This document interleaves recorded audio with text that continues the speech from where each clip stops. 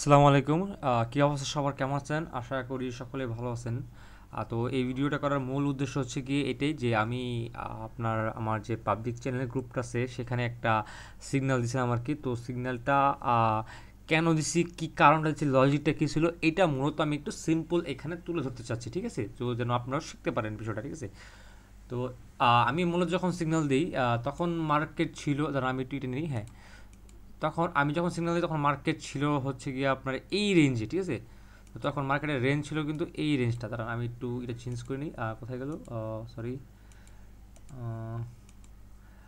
কই কই কই কই, ও সরি, হ্যাঁ আমি এটা নিয়েছিলাম। আচ্ছা, তো তখন মার্কেট ছিল মূলত হচ্ছে কি এই জায়গাটাতে মূলত মার্কেট ছিল, ঠিক আছে? আমি যখন সিগন্যাল দিই তো মার্কেট ছিল বলতে 63 বা 64 রেঞ্জ ছিল, যার কারণে আমি বলছিলাম 65 থেকে একটা সেল দিবা, ঠিক আছে? তো এখানে সেল দেওয়ার যে মূল লজিক ছিল এটা একদম খুবই সিম্পল একটা লজিক ছিল, সেটা হচ্ছে গিয়া যে প্রিভিয়াস যে আপনার হাই ছিল এটাকে এই পর্যন্ত থেকে আমি মূলত বলছিলাম যে এখান থেকে মূলত সেল দেওয়ার জন্য আর কি, ঠিক আছে? তো তখন এটা আপনার কী হিসেবে কাজ করছে, আমরা সহজ ভাষা বলতে গেলে তখন এটা রেজিস্ট্যান্স হিসেবে কাজ করছে, ঠিক আছে? তো রেজিস্ট্যান্স হিসেবে যখন কাজ করছে, যার কারণে রেজিস্ট্যান্স থেকে আমরা সবাই জানি সিম্পলি যে মার্কেট যত কিছুই করুক না কেন, মার্কেট যখন কী করে রেজিস্ট্যান্স আছে, ধরেন পরে রেজিস্ট্যান্স, মার্কেট যখন রেজিস্ট্যান্স আছে তখন কি রেজিস্ট্যান্স থেকে মার্কেট আবার নিচে চলে আসে, ঠিক আছে? তো আমি মূলত আর কি সিম্পল লজিকগুলোই ফলো করি সবচেয়ে বেশি, কারণ হচ্ছে গিয়া অনেক বছর অভিজ্ঞতা, তো আসলে লজিকগুলাই মূলত কিছু থিম এগুলো মূলত কাজ করে বেশি মার্কেটে, তো যার কারণে আমি এখান থেকে আপনার সেল বলছিলাম আমাকে, ঠিক আছে? তো দেখেন, তো তারপরে মার্কেট কি হলো, মার্কেট কিন্তু তারপরে সেলে মুভমেন্ট না করে মার্কেট ব্রেকআউট দিল, ঠিক আছে? এটা কিন্তু মূলত ব্রেকআউট কি ব্রেকআউট না তাও আমরা বলতে পারবো না এখন, ঠিক আছে? তো মার্কেট কি করলো, মার্কেট পুল আপ, মানে মার্কেট এই যে সাইডটা ছিল এটাকে ব্রেক করে মার্কেট উপরের দিকে চলে গেল, ঠিক আছে? তো তখন মার্কেট তার প্রিভিয়াস যে রেজিস্ট্যান্স জোন ছিল এটাকে কি করলো, টাচ করা বা রেসপেক্ট করার জন্য মার্কেট গেল, ঠিক আছে? তো দেখেন মার্কেট যখন এখানে রেসপেক্ট করলো, লিকুইড হলো, দেন মার্কেট একটা বড় একটা কিন্তু সেলিং ক্যান্ডেল তৈরি করছে, ঠিক আছে?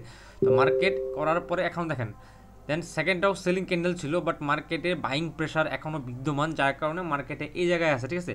এখন এই ক্ষেত্রে মার্কেট দুটা কাজ করবে, কি দুটা কাজ করবে এটা আমি আপনাকে একটু সহজভাবে বলে দিই। সেটা হচ্ছে গিয়া দেখেন ভাই, মার্কেট যখন এটাকে ব্রেক করে উপরে গেছে তখন মার্কেট এই জায়গায় একটা এফজিবি তৈরি করে গেছে, বুঝতে পারছেন?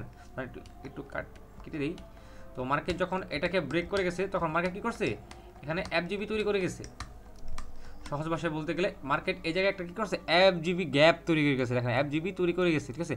তো এখন যদি মার্কেট উপরেও যাইতে চায়, ঠিক আছে? তো আরেকটা কথা বলি, তো আমি যখন এখান থেকে সেলেন্টি বলছিলাম আমার স্টপ লস ছিল কততে, আপনার 73-এর স্টপ লস ছিল আর কি, এটা ছিল ইয়াতে, তারপর আমি স্টপ লসটা বাড়ায় আপনার 75 বা 76 পর্যন্ত করতে বলছি, ঠিক আছে? তো কেন এই জিনিসটা করছি, তো যখন আমি দেখলাম যে না মার্কেট এটাকে রেসপেক্ট করে উপরে চলে গেছে, তার মানে নেক্সট রেজিস্ট্যান্স জোন পর্যন্ত মার্কেট 100% যাবে, দেন যে কারণে আমি আবার পুনরায় আবার মেসেজ দিয়ে বলছি যে ভাই আপনারা এই জায়গা থেকে আবার কি করবেন, সেল দিবেন, একটু স্টপ লসটা বাড়া দিবেন, ঠিক আছে? এটাকে আপনারা মার্টিঙ্গেল হিসেবে ধরে নিতে পারেন।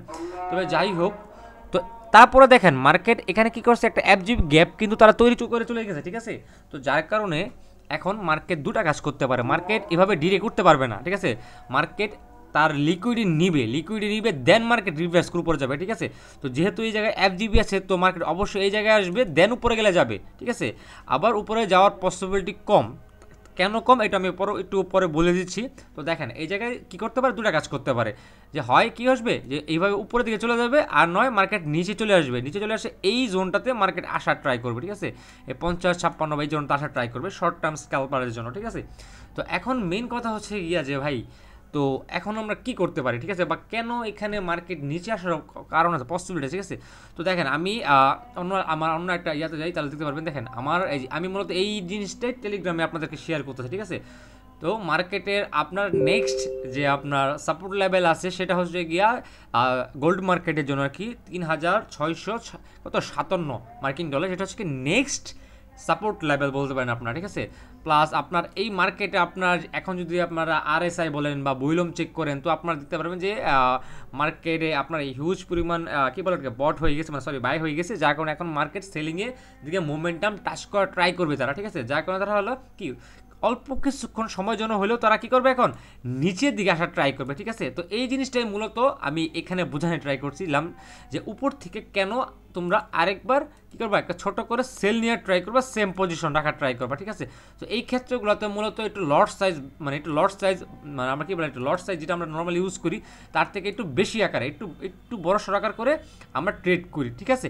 যেন মার্কেটটা যখন একটু নিচে নামে, যেন এই যে প্রিভিয়াস এখান থেকে যে আমাদের একটা নর্মাল মাইনাসে একটা যে রানিং ট্রেডটা চলতেছিল, যেন এই ট্রেডটা যেন কী করে আপনার লসটা রিকভারি হয়ে যায়, দেন মার্কেট প্রফিটে চলে আসে, ঠিক আছে। সিম্পল লজিক বলতে গেলে, ঠিক আছে। তো এই জিনিসটাই এই সবচেয়ে দেখেন আমার অলরেডি কিন্তু ট্রেড রানিং চলতেছে, দেখেন আমার কিন্তু দেখেন এই যে ওই আগেরটা কিন্তু আমার লসে চলছে, কিন্তু এর পরবর্তীটার আমি ট্রেড নেওয়ার কারণে দেখেন এখন কিন্তু আমার ট্রেড কিন্তু অলরেডি রানিং চলতেছে, ঠিক আছে। $30, 40, 50, $100 পর্যন্ত আমার রানিং চলতেছে, ঠিক আছে। তো মার্কেট যখন আপনার 65 নেমে পড়ছিল 71 থেকে, তখন কিন্তু আমার প্রায় 100+ প্রফিট আইসা পড়ছিল, ঠিক আছে। তো আমার একটা টার্গেট লেভেল আছে, দেখা যাক কী হয় আর কি।